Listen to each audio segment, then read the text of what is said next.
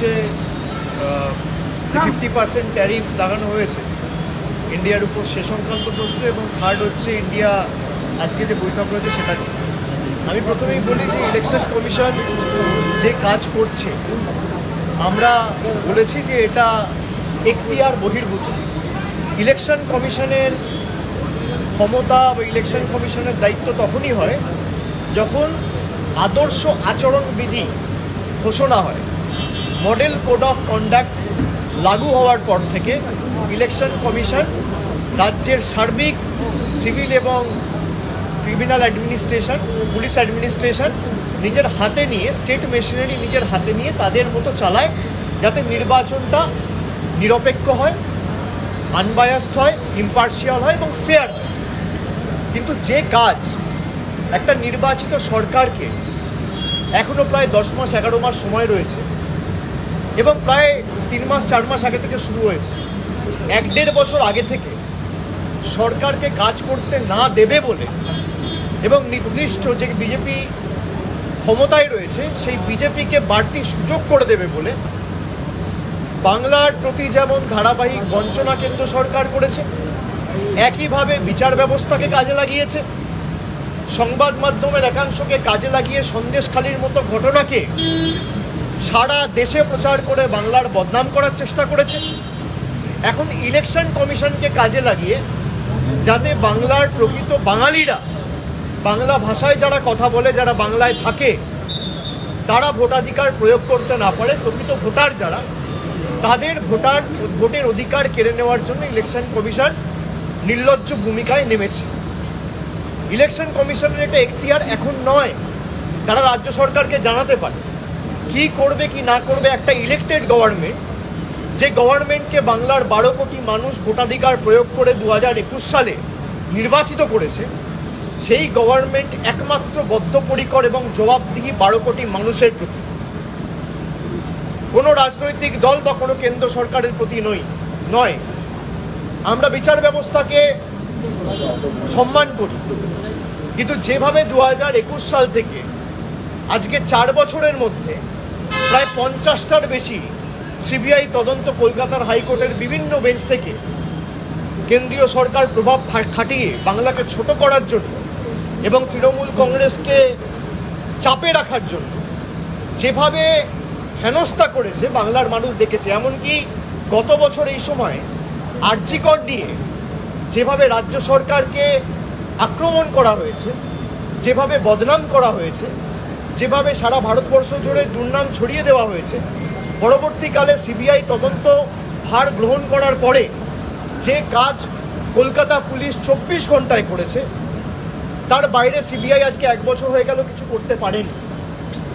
আমি আগেও বলেছি, আবার বলছি, যে যারা বাংলাকে ছোট করছে নিজেদের রাজনৈতিক স্বার্থ চরিতার্থ করতে, তারা বিগত দিনেও জবাব পেয়েছে, আগামী দিনেও তারা শিক্ষা পাবে। 2021, 2024-এ তারা শিখে, ঘুম থেকে মানুষ শিক্ষা নেয়, বিজেপি শিক্ষা নেয়। এখন জল জীবন মিশনের সব টাকা বন্ধ, বাংলায় যে পানীয় জলের কাজ চলছে সব টাকা বন্ধ করে দিয়েছে কেন্দ্র সরকার থেকে। এখন শুধু 100 দিনের টাকা, বাড়ির টাকা, এখানে রাস্তার টাকা বা 100 দিনের টাকা বন্ধ নয়, জিএসটির টাকা বন্ধ নয়, এমনকি জল, যেটাকে আমরা জীবন বলে জানি, জলের আর এক নাম জীবন, মানুষ জল ছাড়া বাঁচবে কোত্থেকে, সেই জলের টাকা বিজেপি সরকার বন্ধ করে দিয়েছে। আপনাদের ডোনাল্ড ট্রাম্প নিয়ে যে প্রশ্ন রয়েছে, আমি আপনাদের বলি যে এই প্রশ্নগুলো আপনাদের করা উচিত নয়। যাদের ছবি রয়েছে ডোনাল্ড ট্রাম্পের সাথে তাদেরকে এই প্রশ্নটা করুন। যাদের হয়ে ডোনাল্ড ট্রাম্প এখানে প্রচার করতে এসেছিল আর যারা গিয়ে ডোনাল্ড ট্রাম্পের হয়ে 2019 সালে আমেরিকার টেক্সাসে প্রচার করেছিল, তাদের এই প্রশ্নটা করুন। 50% ট্যারিফ ভারতবর্ষের উপর লাগানো হয়েছে।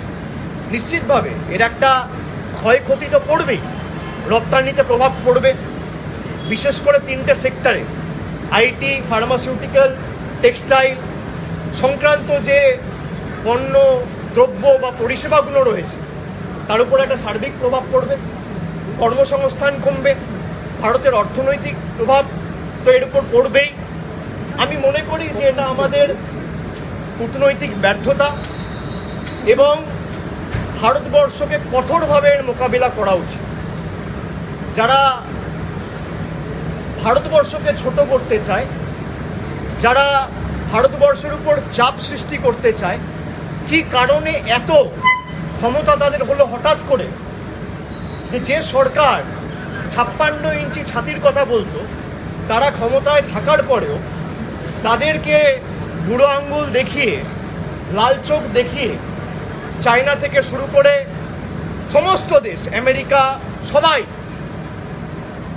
আমি আপনাদের বলছি, আমি বাইরে এগুলো বলতে চাই না, আমি সর্বদলীয় ডেলিগেশনের পার্ট হয়ে 5টা দেশে গেছিলাম। আসিয়ানের মতো মাল্টিল্যাটারাল ফোরাম 11টা দেশ নিয়ে তৈরি, সেখানে সিঙ্গাপুর রয়েছে, মালয়েশিয়া রয়েছে, ইন্দোনেশিয়া রয়েছে, কাম্বোডিয়া রয়েছে, ভিয়েতনাম রয়েছে, লাওস রয়েছে, 11টা দেশ নিয়ে তারা পেহেলগাম নিয়ে পাকিস্তানের উপর চাপ সৃষ্টি করা দূরের কথা, কন্ডেম করে একটা স্টেটমেন্ট দেয়নি। এই ব্যর্থতা কার? ডোনাল্ড ট্রাম্পকে নিয়ে ভারতবর্ষে কোভিডের 1 মাস আগে গুজরাটে প্রচার কে করেছিল? ডোনাল্ড ট্রাম্পের হয়ে প্রচার করতে গেছিল টেক্সাসে কে?